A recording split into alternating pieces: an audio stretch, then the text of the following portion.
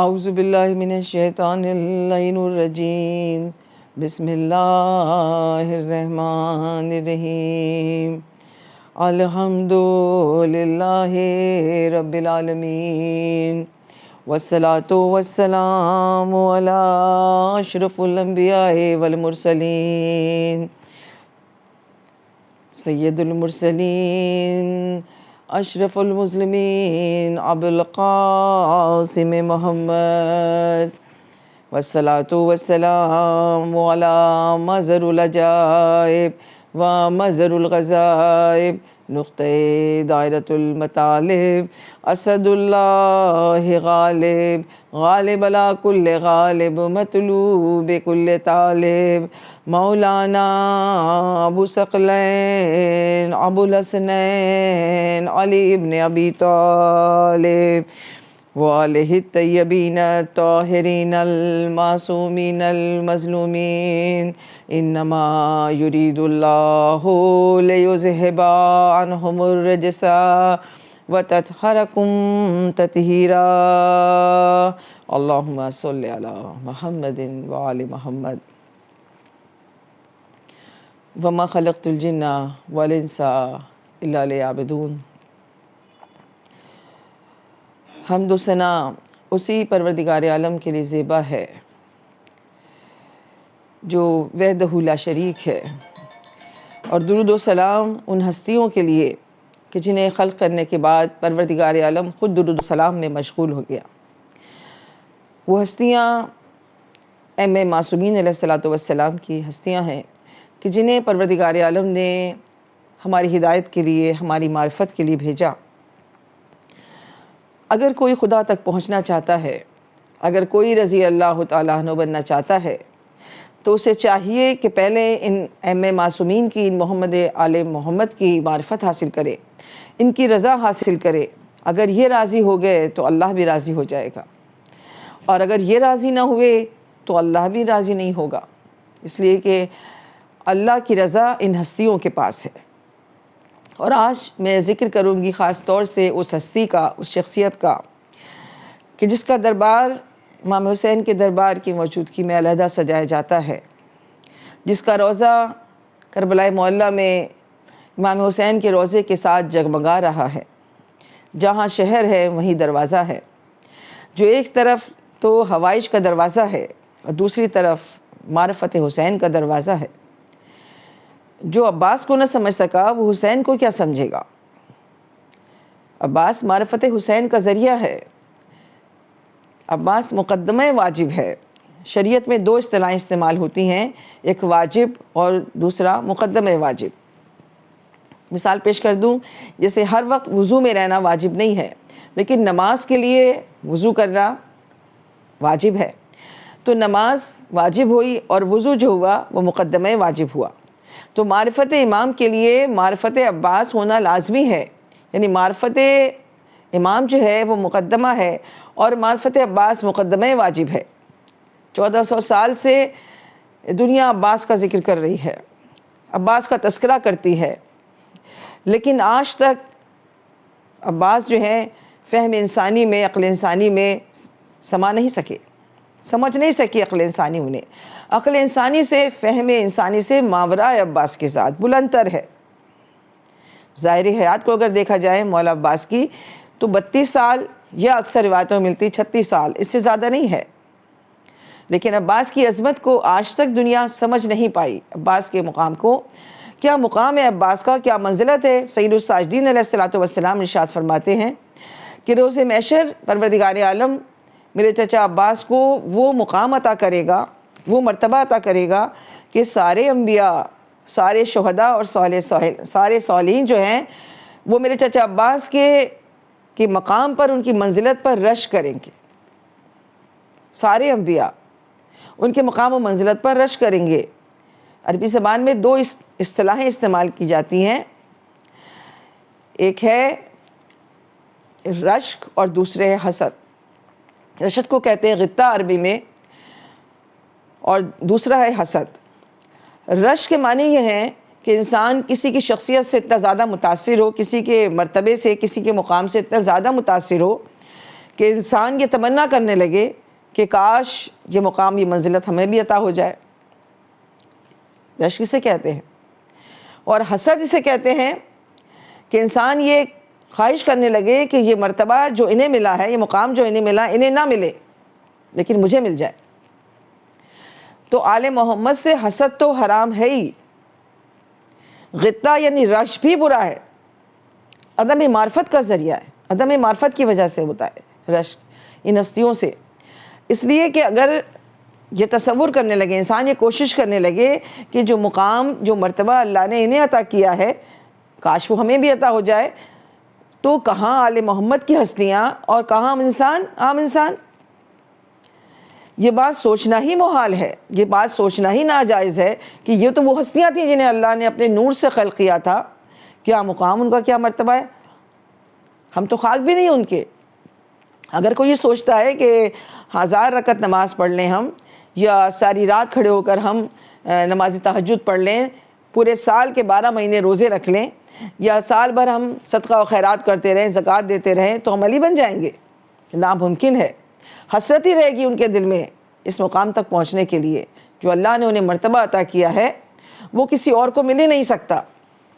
اس لیے مولا سجاد یہ کہتے ہیں کہ روز محشر میرے چچا مولا عباس کو وہ مرتبہ عطا کرے گا پروردگار عالم، وہ مقام و منزلت عطا کرے گا کہ تمام انبیاء ان کے مقام و مرتبے کو دیکھ کر رش کریں گے، غطہ کریں گے۔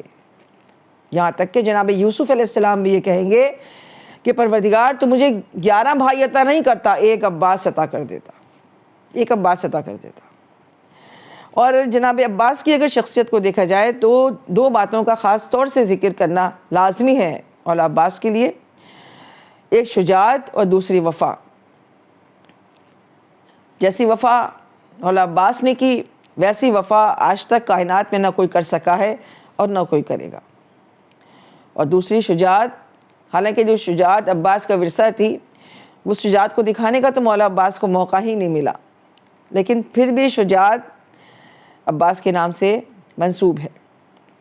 اور اس سلسلے میں ہمارے ایک بہت بڑے عالم دین ہیں انڈیا کے، انہوں نے اپنی کتاب العباس میں لکھا ہے کہ صفین کی جنگ ہو رہی تھی، صفین کی لڑائی ہو رہی تھی، مولا کائنات علی بن ابی طالب بیٹھے ہوئے تھے کہ ایک مرتبہ ایک شخص آیا، اور آنے کے بعد اس نے کہا کہ یا علی کوئی آپ کا لباس پہن کر، آپ کی زرہ پہن کر، آپ کی تلوار اٹھا کر، آپ کی سواری پر سوار ہو کر 80,000 کا لشکر لے کر آ گیا، اور پورے لشکر میں یا علی کے نعرے لگ رہے ہیں۔ یا علی جیسا نقاب آپ پہنتے ہیں ویسے ہی نقاب پہنے ہوئے وہ، جیسی سرخ آنکھیں آپ کی نکلی ہوئی ہیں ویسی آنکھیں اس کی نکلی ہوئی ہیں۔ یا علی، کتنی عجیب بات ہے، آپ یہاں بیٹھے ہیں اور وہاں یا علی کے نعرے لگ رہے ہیں۔ تو مولا نے کہا کہ جاؤ اس سے کہو کہ علی تمہیں بلا رہے ہیں۔ وہ شخص گیا اور جانے کے بعد کہا امیر مومنین علی بن ابی طالب تمہیں یاد کر رہے ہیں، بلا رہے ہیں۔ اب جیسے ہی یہ سنا اس نوجوان نے، وہ گھوڑے پر سے اترے اور تلوار لٹک رہی تھی جس سے خون ٹپک رہا تھا، جمع کے پیر رکھ رہے تھے، نقاب لگی ہوئی تھی چہرے پر، سرخ آنکھیں نمایاں تھیں اور سیاہ زلفیں تھیں جو چہرے پر لہرا رہی تھیں۔ جیسے ہی دور سے امیر المومنین اپنے اصحاب کے ساتھ کھڑے تھے، جیسے ہی دور سے آتا ہوا دیکھا، بے اختیار کا ھذا قمر بنی ہاشم، یہ قمر بنی ہاشم ہے، یہ بنی ہاشم کا چاند ہے۔ قمر چاند کو کہتے ہیں، خوبصورتی کے لیے استعمال کیا جاتا ہے قمر کا لفظ، کا ھذا قمر بنی ہاشم، یہ تو قمر بنی ہاشم ہے۔ بنی ہاشم اپنی خوبصورتی میں مشہور تھے۔ 3 خصلتیں بنی ہاشم میں ایسی تھیں کہ جو مشہور تھیں۔ بنی ہاشم خوبصورت بہت تھے، بنی ہاشم میں دوسری صفت یہ تھی کہ وہ شجاع بہت ہوا کرتے تھے، اور تیسری صفت یہ تھی کہ وہ سخی بہت تھے۔ تو بنی ہاشم میں ہر جوان خوبصورت تھا، جہاں سب خوبصورت ہوں وہاں قمر بنی ہاشم کا لقب پانا یقیناً بہت بڑی بات ہے۔ سب خوبصورت تھے بنی ہاشم میں، اور بنی امیہ اس کے بالکل الٹ تھے۔ تو مولا عباس کی خوبصورتی کی یہ بات تھی کہ بنی ہاشم کا چاند تھے، اور سب سے زیادہ خوبصورت تو محمد مصطفیٰ احمد مجتبیٰ کی ذات تھی کہ جنہیں کفار و مشرکین دیکھ کر یہ کہا کرتے تھے کہ یا رسول اللہ آپ تو اتنے حسین ہیں، کیسے معلوم دیتا ہے کہ آسمان سے اتر کے آئیں، آسمان سے اتر کے آئیں۔ تو کفار و مشرکین جنہیں دیکھ کر یہ کہتے ہوں کہ ایسا معلوم دیتا ہے کہ آپ آسمان سے اتر کے آئے ہیں، ان کے لیے ہم انسان یہ کہیں کہ وہ ہم جیسے تھے۔ میں ان تمام مسلمانوں سے کہوں گی، صحابہ کرام سے کہوں گی کہ جو صحابہ کرام کے ماننے والے ہیں اور جو قرآن پڑھتے ہیں، جو مسلمان اپنے آپ کو کہتے ہیں اور یہ کہتے ہیں کہ رسول ہم جیسا تھے، رسول تو وہ تھے جنہیں کفار و مشرکین دیکھ کر یہ کہتے تھے کہ آپ اتنے حسین ہیں، کیسا معلوم دیتا ہے کہ آسمان سے اترے ہیں۔ اب کبھی مت کہنا کہ رسول ہم جیسے تھے۔ اور مولا علی کی خوبصورتی کا کیا حال تھا کہ رسول انہیں مخاطب کرتے تھے کہ بدر التجا کہہ کر مخاطب کرتے تھے کہ 14ویں کے چاند ہو تم۔ اسی طرح حسن و حسین جو ہیں، وہ بھی حسن و حسین کا لفظ جو ہے وہ حسن سے نکلا ہے۔ تو بنی ہاشم جو ہے اپنے حسن کے اعتبار سے مشہور تھے، اور اس میں مولا عباس جو ہے وہ قمر بنی ہاشم تھے۔ اور مولا عباس کے لیے اگر ایک جملہ یہی کہہ دیا جائے تو آپ کی فضیلت کے لیے کافی ہے کہ حسن و حسین کے ہوتے ہوئے علی جس بیٹے کی تمنا کریں اسے عباس کہتے ہیں۔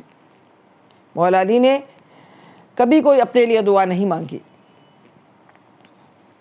کبھی اپنے لیے دعا نہیں مانگی، اگر مانگی تو ایک مانگی، وہ بھی نماز شب کی دعا میں کہ پروردگار مجھے ایک ایسا بیٹا عطا کر دے، ایک ایسا بیٹا عطا کر دے کہ جو میں تیری راہ میں قربان کر سکوں، جو میرے حسین کے کام آ سکے۔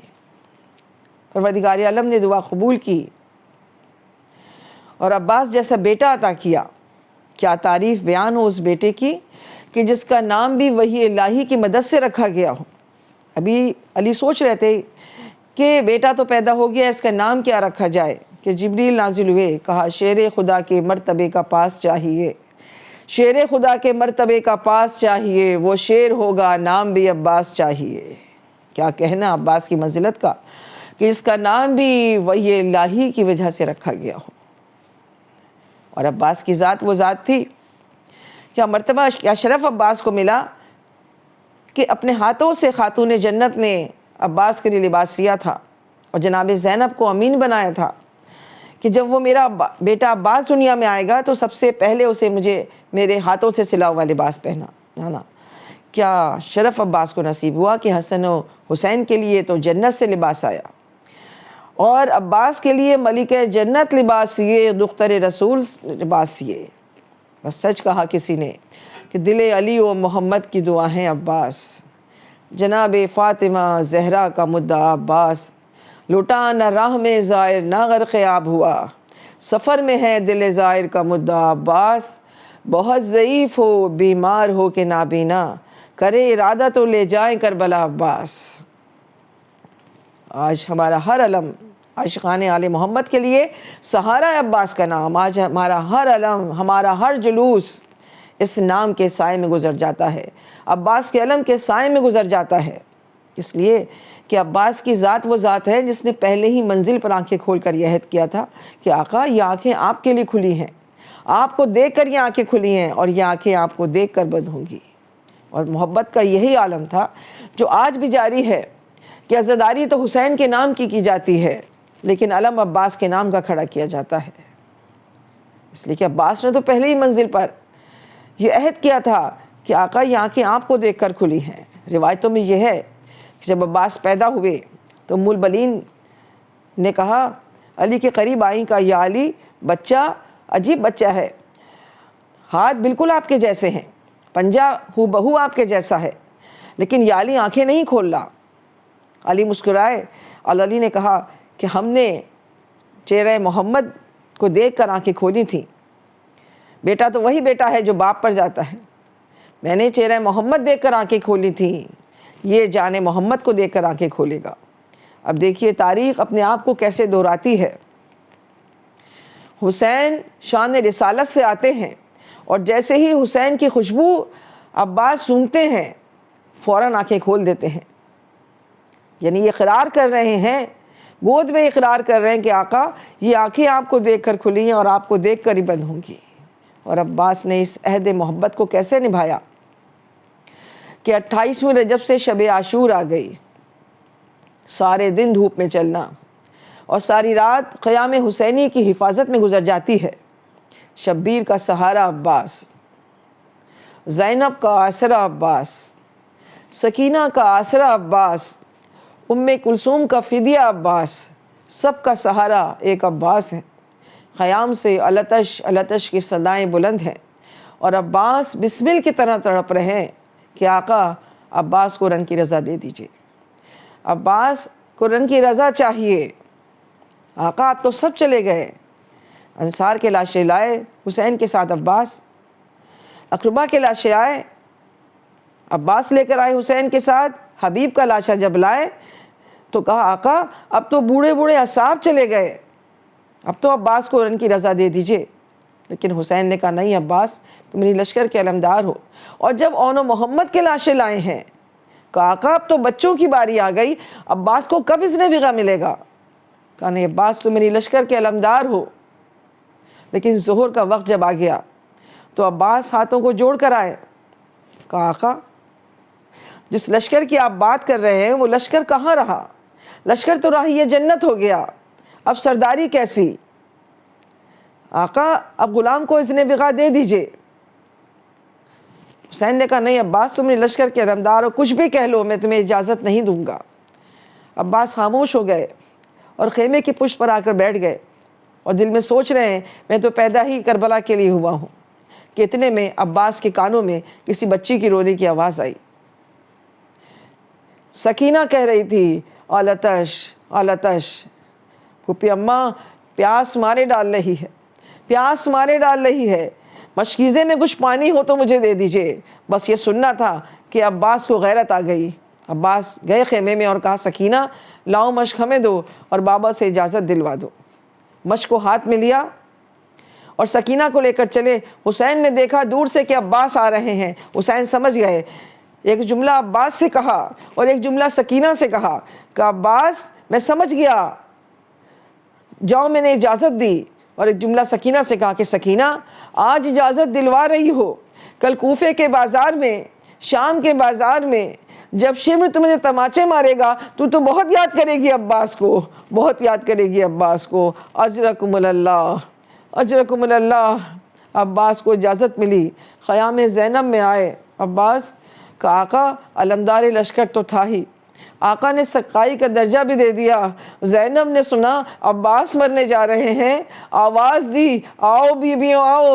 زینب جب مدینے سے چلی تھی وعدہ کیا تھا سب کے پردے کی ضامن ہوں، آج اس وعدے سے ہٹ رہی ہے زینب، ارے جس کی خاطر وعدہ کیا تھا وہ مرنے جا رہا ہے۔ عباس میرا پردہ نہ رہے گا، عباس میری چادر نہ رہے گی۔ عباس کو اجازت ملی، عباس نے ایک نیمچا اٹھایا، علم کو بلند کیا، علم میں مشک کو باندھا، سکینہ کی آس بن گئی۔ خدا کسی بچی کی آس ایسے نہ بندھائے جیسے سکینہ کی بندھی۔ بچوں کو جمع کیا، چھوٹے چھوٹے بچوں کو جمع کیا، آؤ بچوں آؤ، یہ پانی کے کوزے لے کر کھڑے ہو جاؤ، میرے چچا عباس پانی لینے جا رہے ہیں۔ وہ علم جو نظر آ رہا ہے نا میرے چچا عباس کا نظر آ رہا ہے، جیسے ہی میرے چچا پانی لائیں گے میں تم سب کو پلاؤں گی۔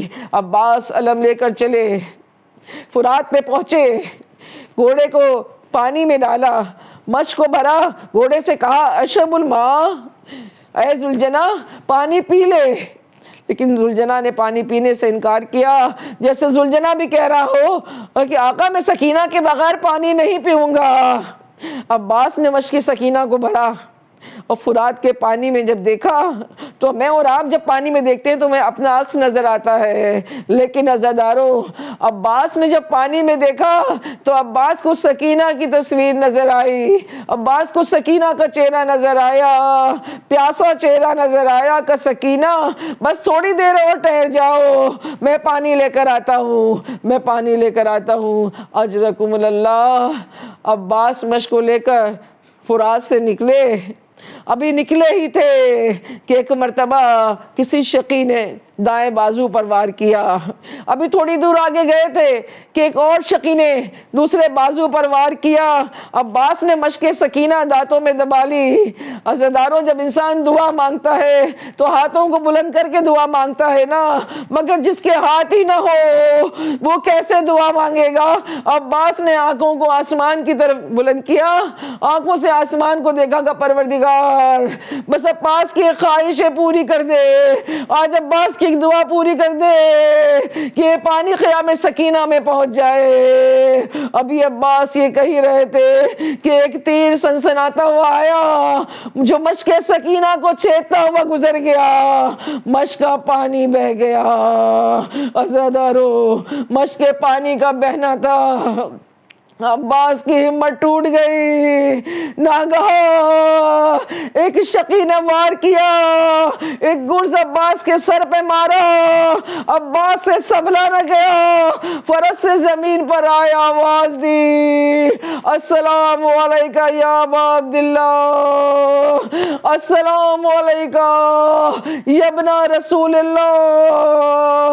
حسین نے سنا، دونوں ہاتھوں سے کمر تھامی، لیان کسرا زہری، عباس ہماری کمر توڑ دی، عباس ہم تنہا ہو گئے. عباس تھوڑا انتظار کر لیا ہوتا، عصر کا وقت بھی قریب ہے. اجرکم اللہ.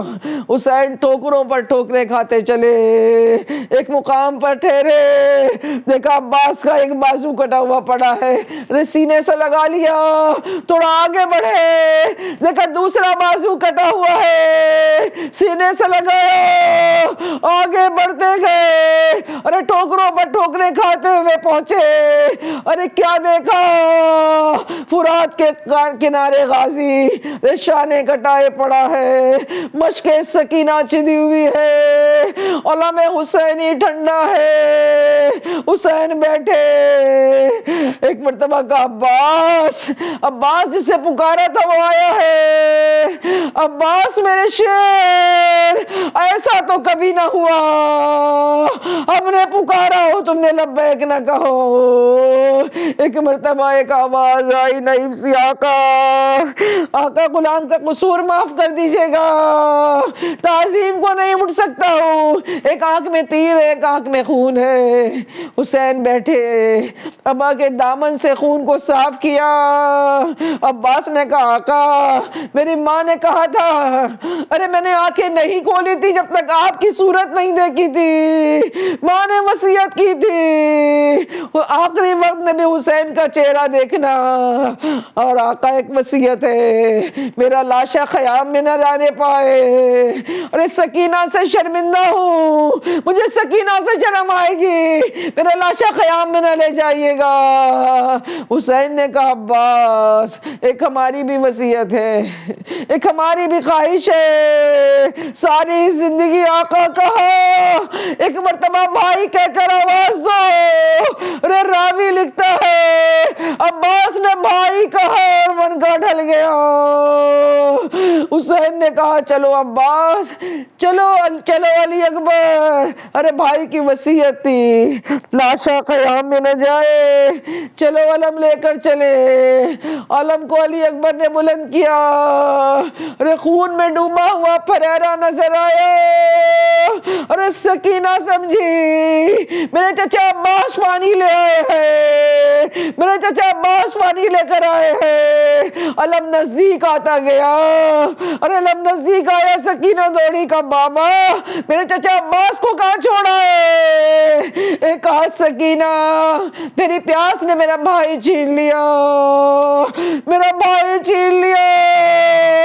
خیام میں عباس کا ماتم. عزیزداروں، پرسد عباس کا ماتم کریں.